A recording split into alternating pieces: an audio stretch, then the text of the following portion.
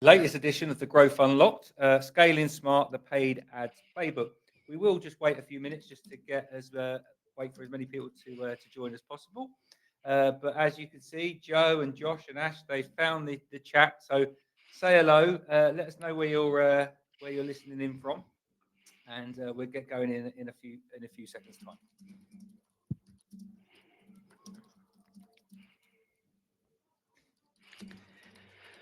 Wow, it's busy, isn't it? Look at everybody saying hello. Love it.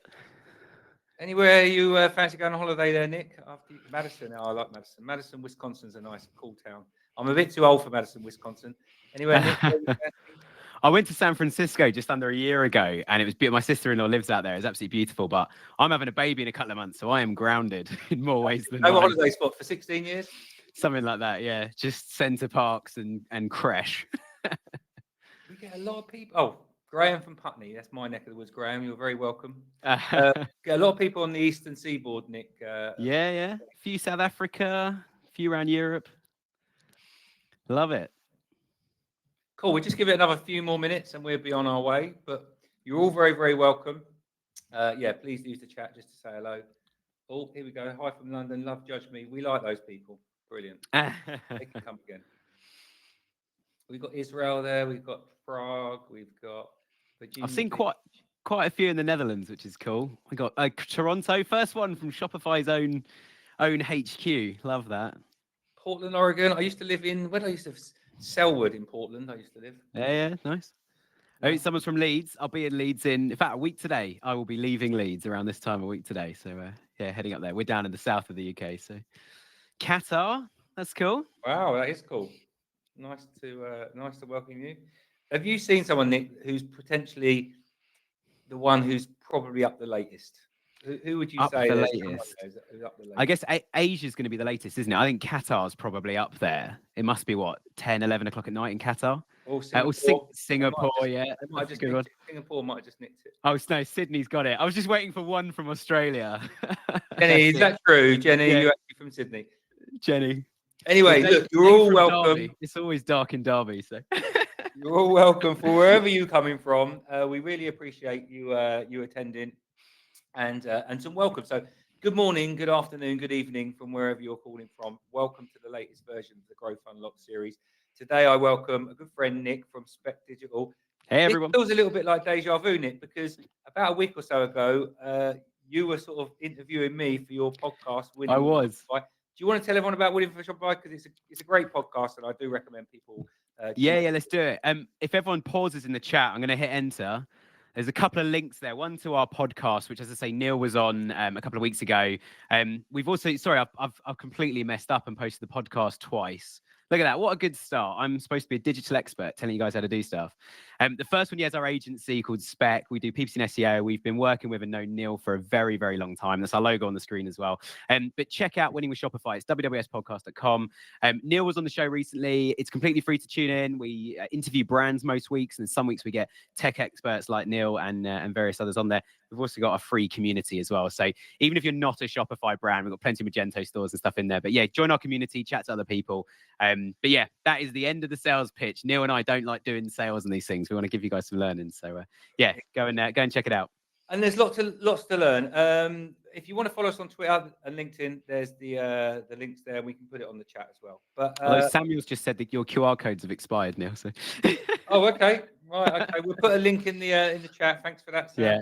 I think Liam's just done that. Yeah. Awesome. Well, I've learned something today because I didn't know QR codes actually expired, but there we go. But thanks for that. I will we'll put something in the chat for later. So I'm Neil. I'm the regular host of these Growth Unlocked webinars and head of partnerships. And as you've heard from Nick as well, he's a director at Spec Digital and host of the Winning with Shopify podcast. So Nick, you're very, very welcome. Just a bit of an agenda. I'm going to talk a little bit about how Judge.me works with adverts, but there's not a huge amount of connection between there. So you're going to hear from Nick probably a little bit more than you are from me today, which is probably a good thing. Nick's then going to go through a few top tips. Then his secret sauce about optimizing paid ads without touching your ads. And then backed by popular demand is the live audits. We've had these in the past and they've been very well received. then hopefully we get a chance to answer some of your questions. So that brings me on nicely. Please put some questions into the chat. I've got a few of my colleagues. Nick's got a few of his colleagues just moderating. If they can answer the question, they will do at the time. If not, we get round to a few of them at the end of the show. And then if we can't get through to them, we will. I know that I will, and I know Nick very well, and he will get back to each question on email in the next couple of days. So please submit your questions. If the questions is a bit of a distraction, you can just you can push them to one side by the arrow at the top near the chat, and put your full attention on Nick and myself. So let's get cracking. So in the last episode, we spoke about customer retention and talking about how important that was. And in January and February, customer retention is very important. But obviously, you can't retain a customer until you get one. So today we're going to be talking about paid ads and how that can help you grow your business. So I'm just turning on my mic. So yeah, how paid ads can help you grow your business and get new customers that you can then use the tools that we spoke about in the January edition to retain your customers. But as I said a little bit earlier, Judge.me and paid ads, there's not really too much of a connection. However, what I would like to talk about is how potentially using some of your reviews verbatim in your adverts is a good idea. So this is a mock-up, by the way, with one of our customers, one of their display ads. And at the bottom, you'll see that I've put in the Judge.me scoring and our medals. That these medals are stuff that you can earn. These can be found within the Judge.me app under the widgets. I think I've got it here. I think it's under widgets and then medals. I think it might be. But I can put something in the chat a little bit later. But yeah, our recommendation is if you can use social proof in some of your in some of your ads. This is basically telling people that there's people been on this journey before and they positively experience your product or service, thereby influencing them buy as well. But also for your reviews, taking out some sentiment. So you can use the AI summarizer in this respect, and you can use some of those keywords as some of those summarized as keywords in your ads. So, for instance, if something's talking about, we talked about it on your podcast, Nick, about they're very, very comfy and very, warm or comfy, whatever. You might want to use that as keywords in your paid advertising. So, not a huge amount of connection between Judge.me and advertising, but certainly there's some certain things that you can do and use your reviews in your paid ads and the things that Nick is going to be talking about. So, without further ado, let me send you over to Nick. Amazing. Well, thank you, Neil. And yeah, the closer Neil gets to his mic, the easier it is to hear. And I can see people talking about that in the yeah, you can see it in the comments. So if my mic's cutting in and out, let me know. I'm literally within an inch of it. I use the studio I'm in right now for podcasting. But yeah, we're going to talk about Google and Meta ads optimization. We review a lot of Google ads accounts, a lot of Meta ads accounts. And what I'm going to talk about today, apparently my mic's great. Sorry, Neil. I win the I just mic. need to get a bit closer. I can't get it any closer. If you can't kiss it, you're not close enough. That's my my rule. But as I say, I'm going to talk about some of the things, or one of the biggest things we find in accounts is people aren't testing anything. So what I'm going to do is I'm going to go through my slides and talk to you guys about 5 things on Google that we would recommend you think about testing or try testing to get better results. The same on Meta. If you haven't already seen, my lovely colleague Daisy and my other colleague Byron is also in the chat and looking at bits and pieces. Daisy's just posted a poll. So feel free to go and answer that. It just gives me an idea as to how many of you guys are running ads at the moment, how many aren't, and I'll tailor what I'm saying to that. Second thing as well, I don't know if Neil mentioned it a minute ago or not. I was so busy watching the comments. I've got a terrible attention span. But at the end, we're going to be doing a live demo. Neil and Liam and Ash have told me that you guys love live demos. So if you want me to do a live demo on your site, I'm going to pick a few. And talk about my secret sauce, how to improve Google Ads by doing something on your website.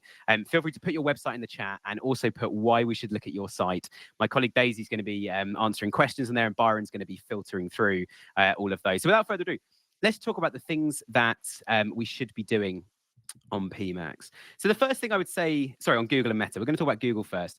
The first thing on Google is you guys should have a shopping feed. You'll all be on Shopify, which is obviously my favorite thing. I run a podcast about Shopify. So you should have a shopping feed coming into Google Ads. In that feed, there's a thing called the product type. I've audited 5 Google Ads accounts this week alone with my team, and none of them had more than a single word in the product type. Product type is a field in the feeds, and if you populate it properly, Google actually uses the field to decide what keywords to show you for. So in short, it's really flipping important. And most agencies, most brands are not using this field at all. If you do use this field, you get this beautiful breakdown. I've obviously just blocked out with a big black box. You can't see the names because they've got our client's name in. But what you can see here is if you look at the right-hand column, conversion value divided by cost, which is the calculation to do ROAS or ROI, return on ad spend. And that's the most important thing. We tried to look at Google Ads as an investment, almost like a hedge fund. So you put money in, how much money are we getting out? And what I've done with the arrows on each one is just put green, where it's above our benchmark of around 4-to-1 ROI, amber, where it's not quite good enough, and red, where it's really, really bad. Now, the reason I've highlighted these is these are all in one campaign at the moment. So by doing a bit of tagging in your feed, you might find results start to go up anyway. And what we would actually then do, which is where the title comes in here, is we would split that campaign into multiple campaigns, which means we can start to put more money behind the ones that are working well above 4-to-1 and less money behind the ones that aren't. And now I've explained that, I hope you guys see how really simple and actually in a sense, how silly it is when brands don't do this. So you want to have your product type filled fully populated and optimized with loads of keywords. It looks like a breadcrumb on a website.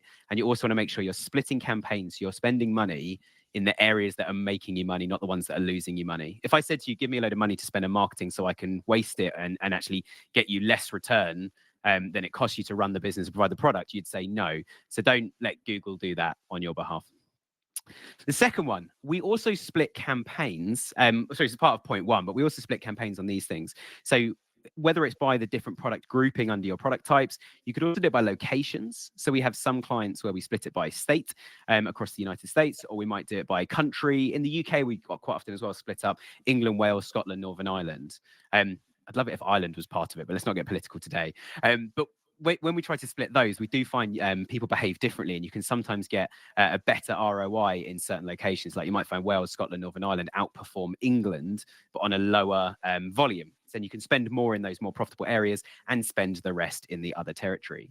We also use product categories. So for example, one of our clients, they sell table lamps amongst lots of other things.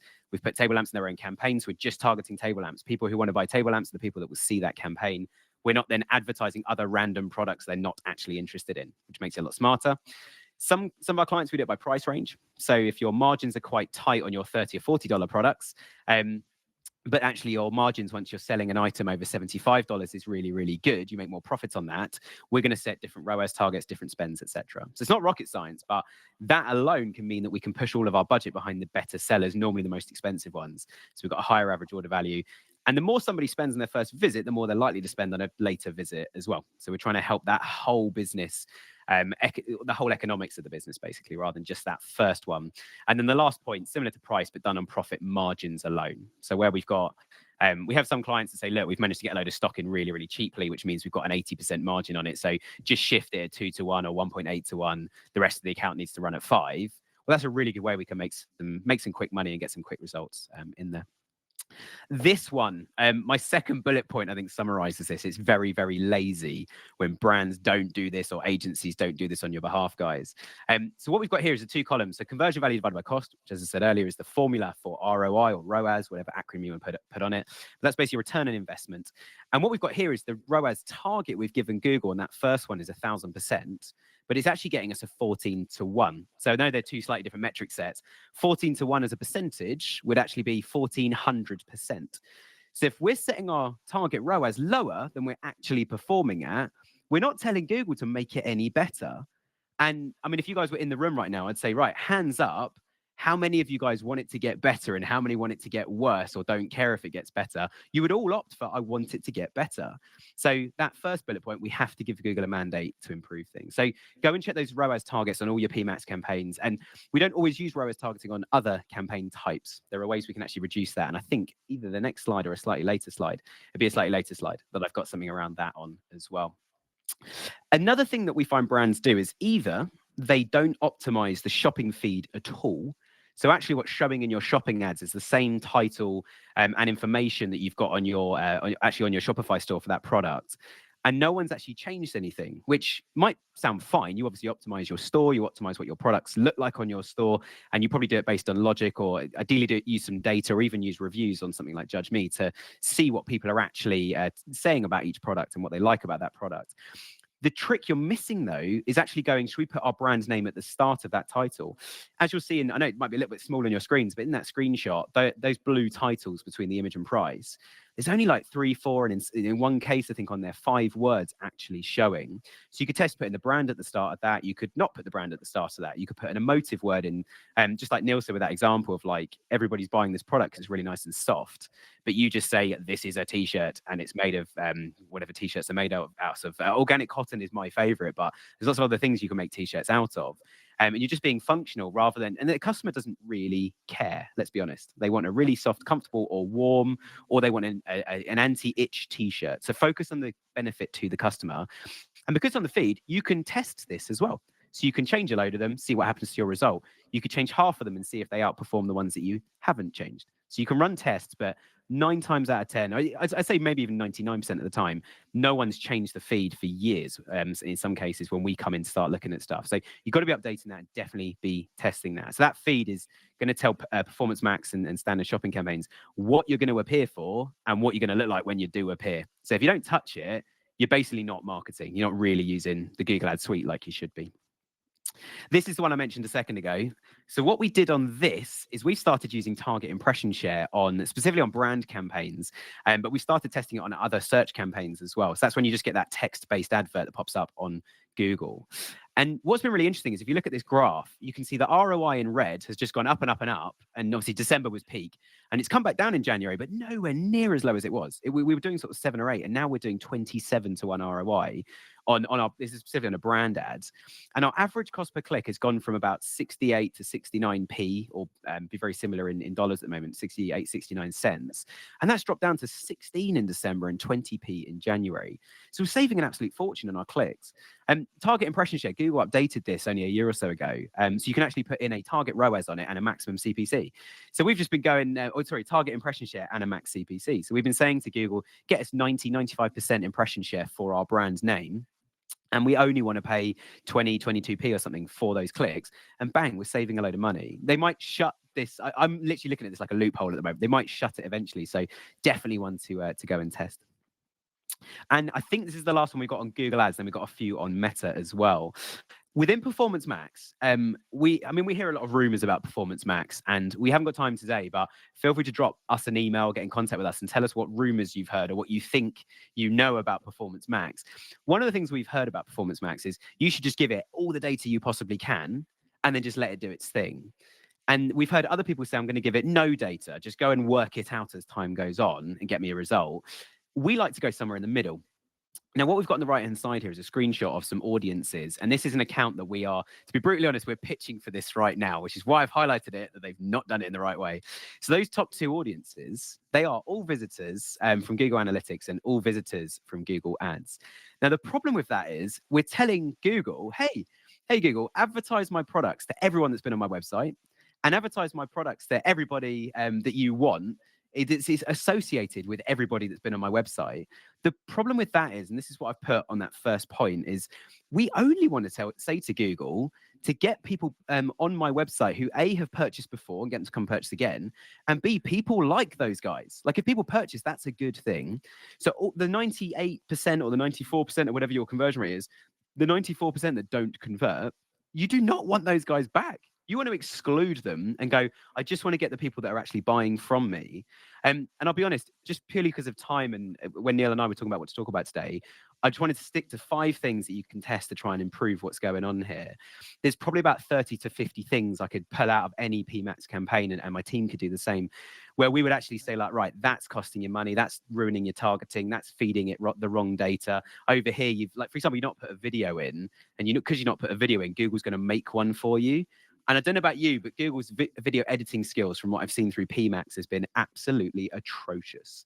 So all these little things can make your brand look so much smarter, but we're trying to grow that conversion rate. We're trying to grow that ROI. We want to get as much revenue back as we possibly can.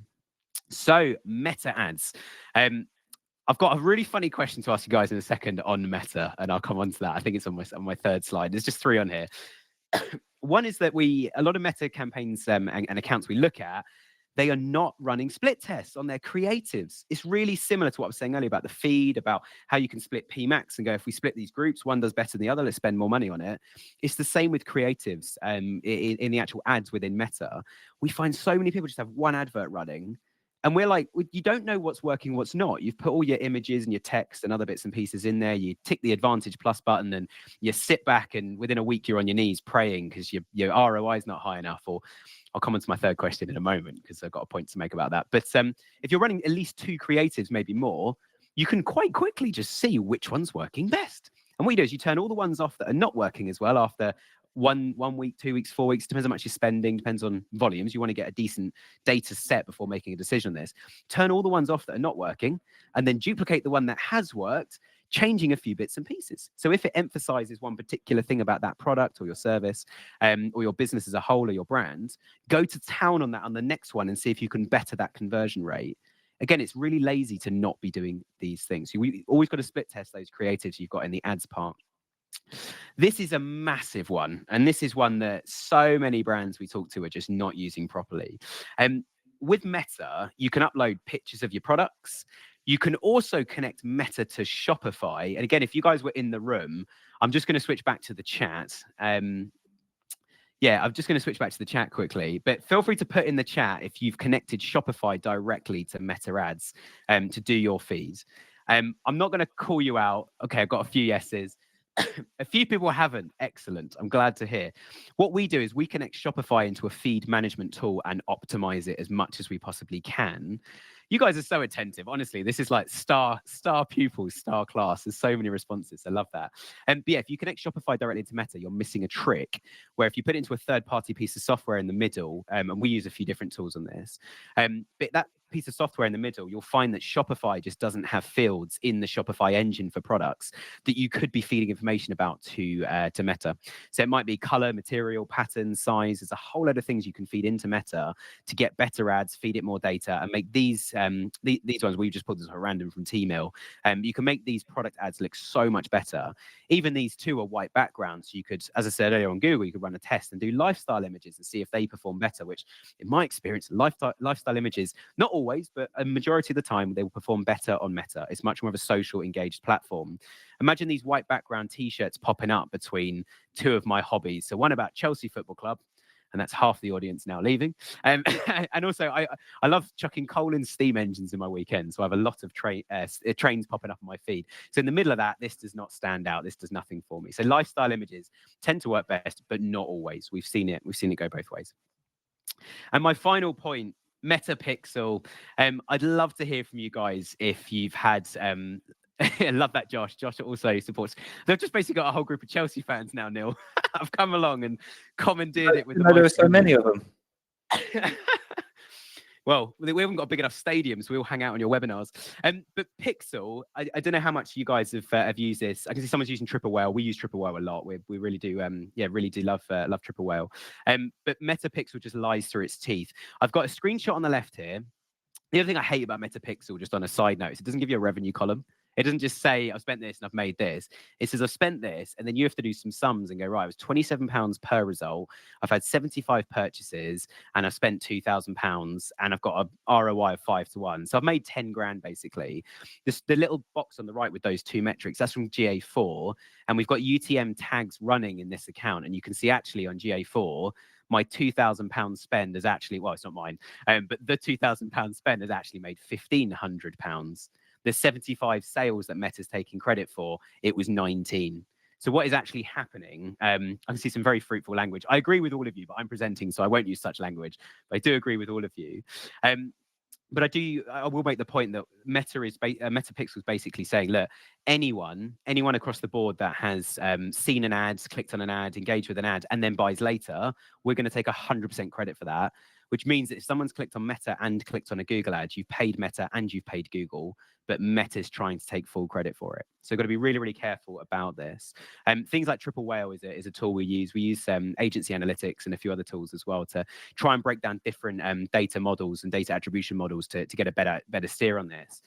If you want my brutal advice, lower Google dramatically and increase Facebook for a couple of weeks, then do the opposite. Chuck all that money into Google and lower Meta for a few weeks. Watch what happens to your bottom line. The bank account does not lie. And so I always like having access to all of our clients' Shopify accounts so we can actually see in Shopify itself, what is it reporting. And I can see a few people talking about different platforms as well. That's a really healthy conversation to have. So yeah. Amazing. So our secret sauce. So we're going to talk about this. So there's still a bit of time if you want to. I can hear Slack going off like mad in my headphones. Daisy sending me a load of your stores to have a look at. But yeah, if you guys want to put your store forward and a reason why we should look at your store, these are 3 things we've done and the uplift we've had, and I've deliberately chosen really simple things. You don't always get this kind of uplift just to set expectations, but I've chosen 3 that have been really effective. So this is one of our clients. A lot of their products are not in their warehouse. When you buy it, you do what they call pre-order, then they buy it in and then they send it on to you. And that process only takes a few weeks. It might be a large sofa, it might be a small item. We told them to change pre-order. They didn't want to do that. But this little bit in red text, which you might not be able to read, it's not the clearest screenshot. It says the lead time on this item is approximately 3 to 4 weeks. So just by adding that piece of text, revenue lifted 104%. And the best time of year to do this, which is when we did this, was in September. So September, just before peak, this business had a record peak dramatically, 104% uplift. And when we told the client, just to share a really funny story for 2 seconds, when we told the client about this, his response, he didn't even bat an eyelid. He went, "Can we do another one?" As in another test. And we sort of said, if we can, we will, but you don't always get that sort of result. Here's another one. We spoke to one of our clients and said, look, we want to increase guarantee. It's quite an expensive item. Everyone's offering longer guarantees than you. You're at 2 years, they're at 3 or 4. So they said, all right, let's go up to 5 years. We did this over a year ago, and we've had no increase in returns, guarantee claims at all. But conversion has lifted 20% as well. So what we're trying to learn with all of these tests, and we've got one more on the next slide, we're trying to learn as much as we can about the customer. Another fantastic way to do that, and I'm not just saying that because I'm on his webinar, but I've been preaching about reviews for many, many years. I told a brand this morning who are doing a rebrand at the moment. They said, oh, we're going to become more like this, more like that, more like that. I said, look, there's 2, maybe 3 things people are talking about in your reviews, and it's this, it's this, it's this. So you guys absolutely need to listen to what people are saying in your reviews. We need to do the previous one about pre-order, and we need to do this one because we looked at the review content. People said it's only a 2-year guarantee on quite an expensive item, but it's a lovely item and it seems quite hard standing and looks like it's going to last. It feels pretty robust. But actually just changing it to 5 years off the back of lots of people saying I was nervous because of the guarantee, but it's great, has had an uplift in revenue. Amazing. Last slide from me, and then we'll go to questions and a live demo as well. We did quite a lot of this on one of our clients, extended product descriptions, and we had a 24% uplift. So where they had 1 paragraph per product, we expanded it to between 4 and 6. We obviously do SEO, so we're just going to chuck loads of content out there. We put images throughout the content. We put links on it, a bit like this example on the right-hand side. We made the first bit bold just to break up that content. So it didn't look like an essay at all. But what we did do is we found that actually for these products, people had so many questions. They were mentioning on the reviews, they were asking customer service, they were emailing in, they were talking about on our socials. So for each product, we tried to answer all of those questions with the content. That was 24% uplift just by changing the description. We then went to town and introduced new blocks on the product pages to break this content down into sections. One of them was reviews, one's FAQs. We also did some stuff about delivery information. We spoke about the warranty as well. And right next to the buy button, I didn't put this in as an example, but right next to the buy button, we basically put a 30-day money-back guarantee next to I say buy button, the add to basket. Even though that is the law in the UK and there are similar laws in the US that if someone buys something, they have a grace period to send it back. So we basically just reiterated the law and conversion went up. So there's lots of simple things you can do on that. The reason I'm talking about this today is if you do these things, ROI on PPC magically goes up, and you'll find your agency or your internal teams will go, hey, look at the amazing result we're getting. Whereas if you're doing it as an A/B test, you know we did this 24% uplift. So if Google Ads has gone up 24% as well, we know what's caused it, which means we're doing a full 360 approach to Google Ads. Amazing. So I hope that's all useful. Feel free to drop stuff in the chat.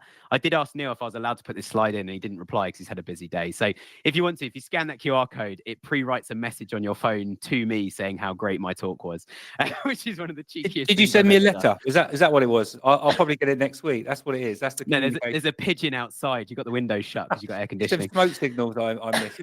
Hey, look, no, that's fine. Nick, look, Exactly.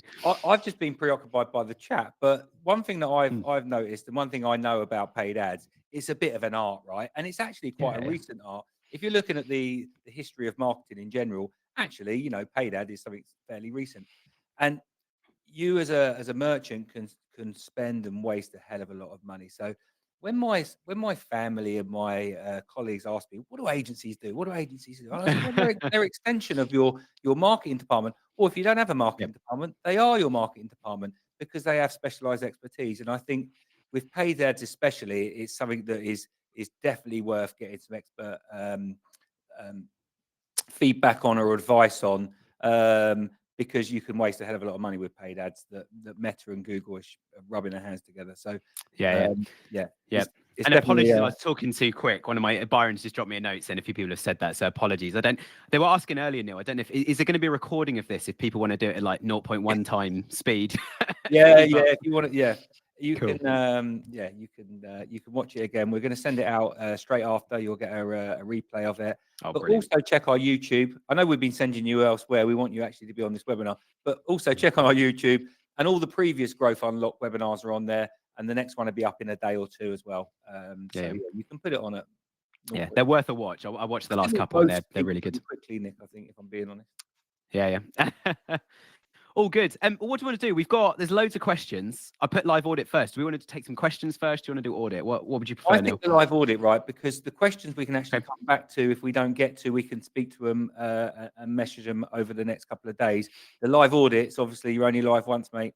So I think the live audit would do maybe 5 to 10 minutes, and I'll answer a few questions. The chat, is cool. Great. I'm just loving the chat. Billy's putting a lot of messages in there and so forth. So I'll be honest, I shut it while I was talking. Just there was actually too much for me, and I'm pretty up to speed with stuff. I was so preoccupied. I was honestly so. Let's do the live audit, Nick. Do you want to share your screen? Maybe pick out a few that Byron have highlighted on the chat. I'm going to do that. Yeah, we've got this really, really cute dog brand called Homies. We're going to start with. So I'm going to switch over to here. Neil, do you want to just? I'm looking at a different screen now, and I've only got one screen. Is that up on the screen for you now? It is. Homies is up on the screen for me. Excellent. All right, cool. Well, look, whoever's brand this is, thank you so much for sending it in. I'll just give a quick caveat to all of these. And as I say, we'll do about 10 minutes of this. If you guys want any more of this, I'm happy to do another session one day and we can, just write in the chat or something. This is all my opinion. So none of this is a do this and I guarantee it will help. None of it's a I hate this, I think it's awful. So please don't take any of this as any speaker. Based on my experience, it's like why not try a test on this? And the final thing I say before we start digging around the site and see what we find is just that I say to all of my clients as well, like we all get really attached to what we're doing, and we can get really precious about stuff as well. And I'm exactly the same. Sometimes people say they don't like something about our branding, and I'm like, what do you mean you don't like it? And I've given in now. Byron has told me our podcast should be bright pink, and it is not a Nick color. And I was joking with Neil, I've got a bright pink t-shirt in the corner I sometimes wear on the show. So we do this for our customers. So we're going to focus on those guys. And my first thought when I'm looking at this, and we might look at mobile in a second as well on the inspect. My first thought on this is you've got two pop-ups, one at the bottom left, one at the bottom right. And if we scroll down, they're probably going to come with us. I'd maybe just look at the color of these two and maybe just have a think about which one you want to push to people. It's not necessarily a problem having both, but actually if you did an A/B test, so people saw version A only had the one on the right, version B only had one on the left, and version C had both, you could run a test and see which ones people actually engage with. The other thing I'd say on those two really quickly, I know I've just scrolled down a little bit, but what I would say on those two really quickly is where you've got sign up at the bottom left. We made a change on a client's website recently, one of our SEO clients, and we changed that to say like 10% off, join now, instead of it saying sign up. So I haven't looked at any of these. You literally just put these in here. So if I do this, in fact, exactly as I was saying, you get 10% off if you sign up. And put the 10% off on the sign up notice, and you'll probably get more people signing up. The sign-ups are so important, guys. If someone comes into your site and you paid Google or Meta to get them here and they don't buy, you absolutely want their email address because you can start emailing them and start marketing to them as well. And the need help's awesome. We've tested with some clients letting need help appear a bit later, or if they dwell on a single page too long, then we bring it into play. But until then, just let them have that maximized screen size. Let's have a look. I've spoken a bit about Meta shopping ads, and I've spoken loads about Google shopping ads.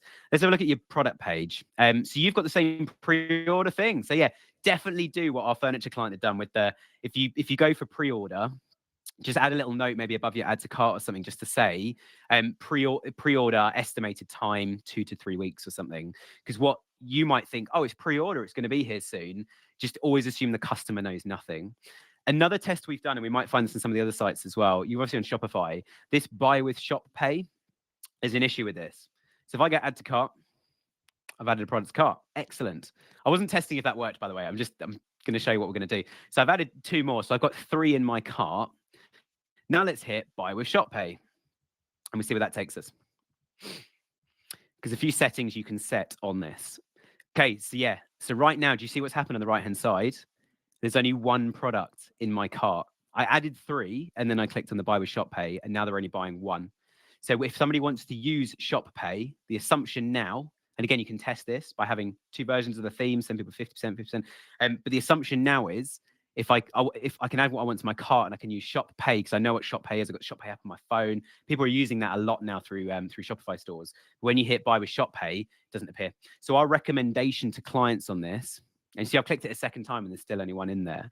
Our recommendation to clients is not have it as a button, but have it alongside Visa, MasterCard, PayPal, Apple Pay. Just put all these as like, these are our payment options, with then the more payment options underneath. Let people use the add to cart, because if you go through the cart journey, once you hit checkout, you can still use shop pay here anyway. And if we click that, it'll have all 3 items in it, I'm sure. So all 3 items are there. And if I go into checkout, I can still do shop pay. It's still available. So just let them do shop pay a bit later, but have it as an icon to help people sign up. Amazing. Right. We're going to leave that one for now. We're going to skip over to the next one. I hope it's useful. As I say, like, none of this stuff's tried, clear cut. None of it's tried and tested on every site. Depends on your business. So we're going to have a look at, is it Nakey butter? Daisy said you guys have been around for a long time. I've not heard of this product before. But okay, so we've arrived on the site. We've got a pop-up immediately, or an overlay. A pop-up is technically a separate window. I can't see. Okay, I don't think we can see it. apologies. Yeah, right. Let me just jump back. Cool. So I think I was just sharing the tab. Yeah, I was sharing a tab. Apologies, guys. Right, there we go. So I've landed. I haven't clicked anything yet. Is that on the screen now, Neil? Is that popped up? It is now. Yes, thank you. Amazing. Cool. Thank you. So this has popped up. So we got the feeling lucky, spin this. So you guys have taken a different approach to giving a discount for somebody's first order or just this order, which is basically spin the wheel of fortune by put some details in and give it a spin. I would recommend split testing the site without it. Don't get me wrong, I am here to try and help brands make more money, and I get why you've got it, and you probably see the stats of how many people are signing up to it. If ever you're nervous about like removing something like that, but you're also thinking, do you know what, if we remove it and get less email signups, are we going to get more instant conversions today? And you can work out long term which one's more valuable to you. And if you're nervous, you could just test sending like 20% of your traffic to that version. So you're going to need an A/B testing tool. I'm not going to recommend any today. We've got 6 different ones we're using at the moment. They all do slightly different things. But you could just send a small portion of traffic to the new version. I love this branding. I mean, some people it might not be your cup of tea. I love bright branding. I think it really stands out. And you're not going to forget the green and the black offset against your products that are popping up here.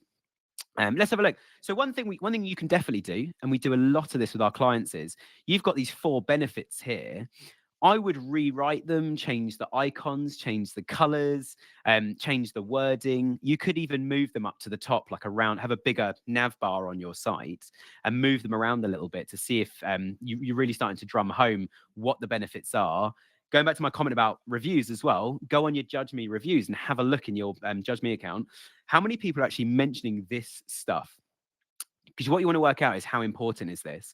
If everyone in your reviews says, the subscription's fantastic, or their customer service are amazing, the benefits are important, but they're not the things your customers are talking about. So you could test putting something else in here, like why buy from us or who we are, to reiterate some of the messages that are coming up in the reviews, and still have this, but have this later in the journey and have it on a product page or something like that. Interestingly, you've got, and this goes to your all collections. This is the Shopify page just to show everything on the site. I mean, you've not got a massive product range, so I think it's a good thing to land on this sort of page. But interestingly, you've got a shop products button. It's probably okay at the moment. But we've had quite a few brands we've worked with where they have just a shop button in the nav. You click it and it just goes to the shop area. We found, certainly from an SEO perspective, it's way more beneficial, and you get way more rankings and better revenue and traffic coming in if actually you have your shop like categories themselves visible on the screen. And the same on mobile. As soon as you hit the hamburger menu, in fact, I'm just going to inspect and get that to pop up. There we go. So when you click on, when you click on the hamburger menu up here, it doesn't seem to be appearing. How bizarre. It might just be because I'm using Inspect. I'm not actually on a mobile device. It looks like it's appearing behind the pouches.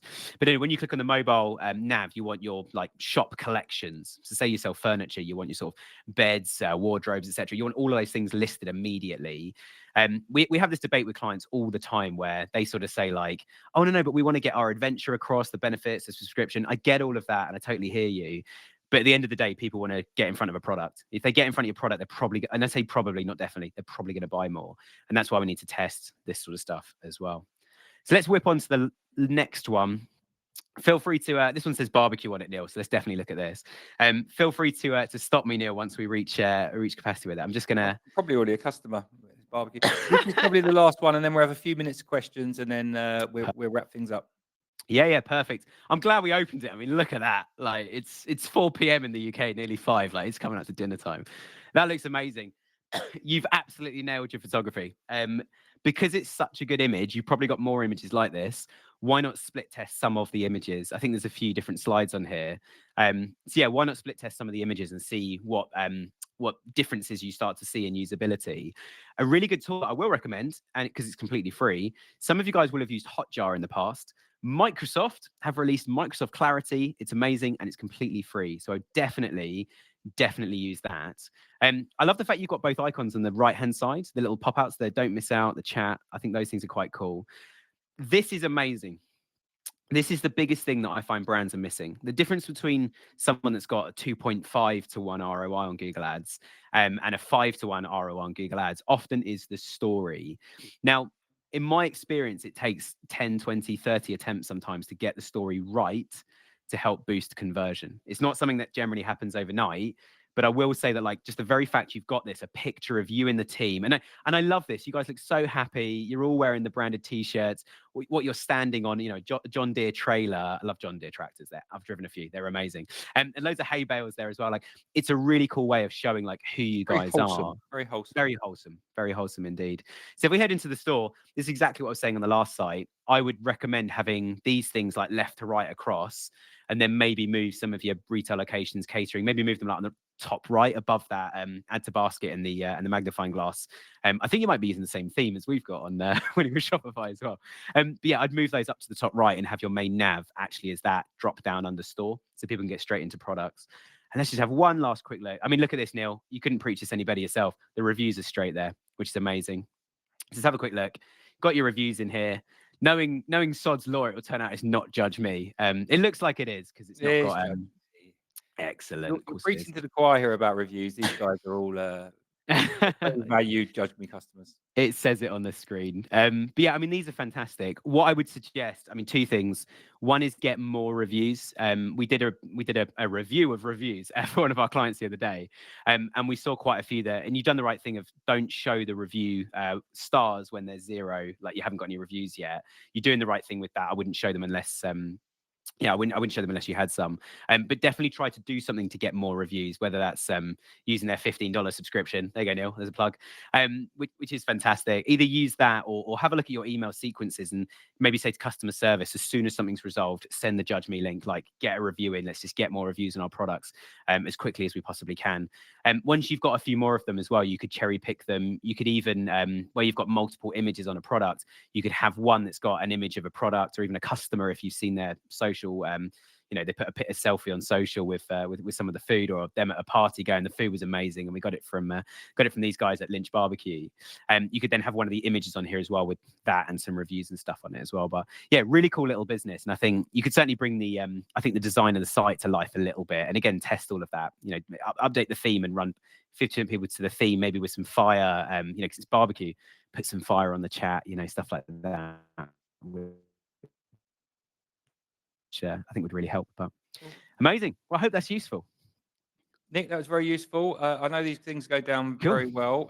We're close to time. We will just spend a few minutes. Let me just bring up the deck again. A few minutes on the questions. Um, I've got a question. Sorry, there's a question here that's come in from John, and this brings me on quite nicely to the next webinar that we're doing Mm. in April. Is email marketing mandatory? I don't want to annoy my clients. I wouldn't say it was mandatory, but I would strongly recommend email marketing. Don't worry about annoying your clients. If they don't buy again, they're not your clients. So you want Yeah. them to buy again. Um, the good thing about reviews is actually you know the sentiment that they hold against your company. So actually you can segment your customers to be like, okay, these are people that are advocates for my business. They're 4 and 5 stars. So I send one message to those on email. These guys have sent me 2 or 3 star reviews.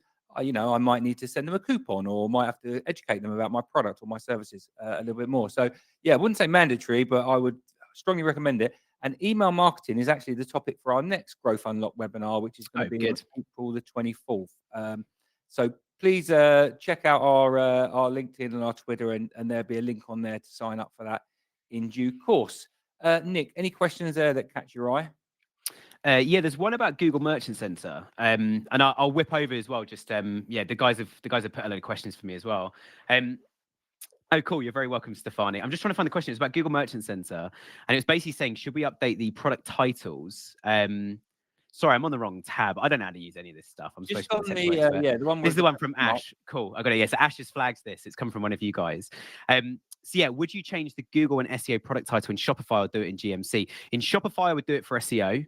I would get your feed to go from Shopify into a feed tool, then into Google Merchant Center. So I mean, I'll shout out Shoptimized. That's the one we use the most here. They are UK based. We have loads of American clients we're using on it as well. And you can basically set up rules. So that title, you can say like, if color doesn't exist in title, add color. And so you add that once as a rule. All your products now have color in title, especially if you, again, use keyword data for all of this. So people are searching for keywords. So I'd certainly recommend doing that. We certainly get asked that a lot. Do you want me to plug through some of these, Neil? Just Ash has certainly put some of these things in, and I think I think Byron's got a list for me as well somewhere. So Yeah.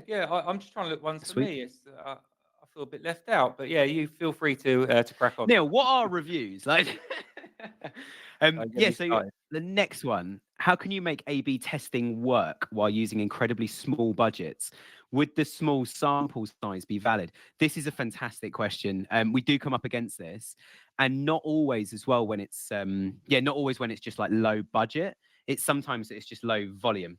So it might be where, for example, like your products cost £10,000 for a watch or $10,000 for a watch. You're not going to have 1,000 sales a day. I mean, you just sell the business if you're doing so well. So doing A/B testing on a small budget, I would say do more drastic stuff, especially if there's not a lot of revenue to lose. Like you're still in that testing phase. You're not relying on this business to make revenue. At the same time as well, I think look at your frequency of orders and you can start to see a pattern to then go, do you know what? It's a month in the life cycle of a business, of our customers, sorry.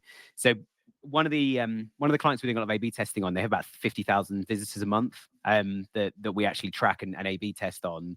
Any more than that, and the tool kind of that we're using kind of hits its shelf. We get some significant results from that. One of the things I would say as well when you're doing smaller A/B tests is just dig into the detail more. Like look at the conversion rate, look at the total revenue.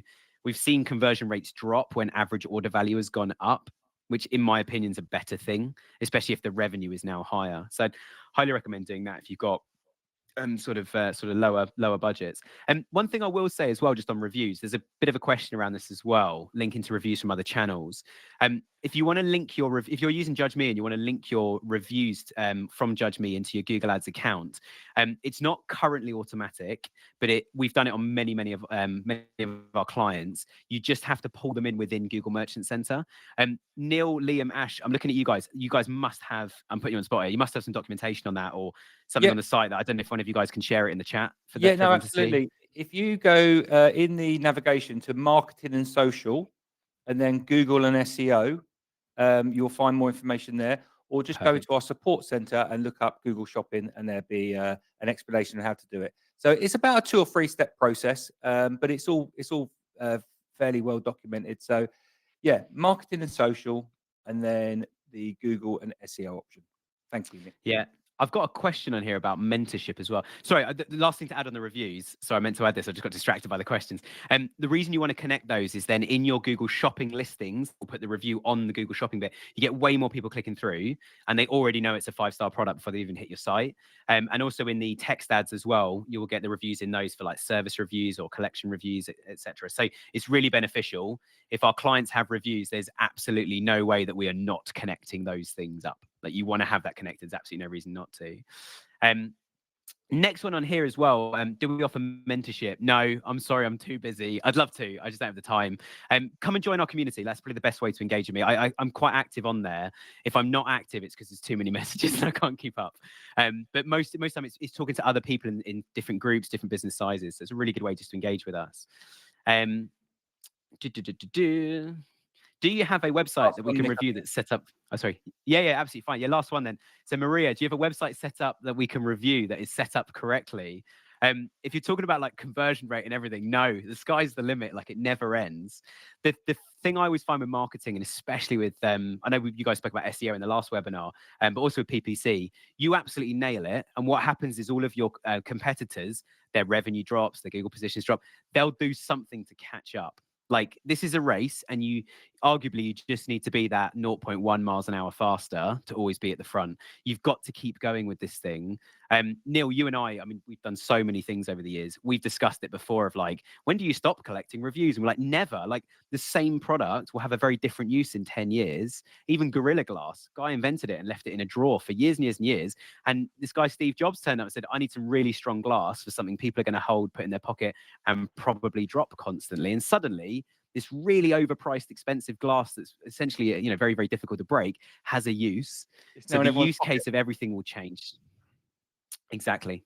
So I hope everyone's found that useful. I really appreciate all the questions. We're going to come back to you guys on email as well, I think, by just looking at the comments. So yeah, thank you so much for listening. It's been a pleasure to be here. But over to you, Neil. Nick, well, thank you so much. I've learned a ton of information in there, and I just know it's a bit of a dark art. So we really appreciate you sharing your knowledge on this topic. Look, a recording of the webinar will be sent to your inboxes straight after this, so within the next half hour, an hour. So you should get that. Please look out for the feedback as well. So we really value your opinions and your feedback. We really want to improve these time and time again. As I mentioned, the next one's going to be April the 24th. It's going to be on email marketing. So sign up and we'll send out an invite for that very shortly. So it just leaves me to say thank you for your time. We really appreciate it, and we'll see you next time.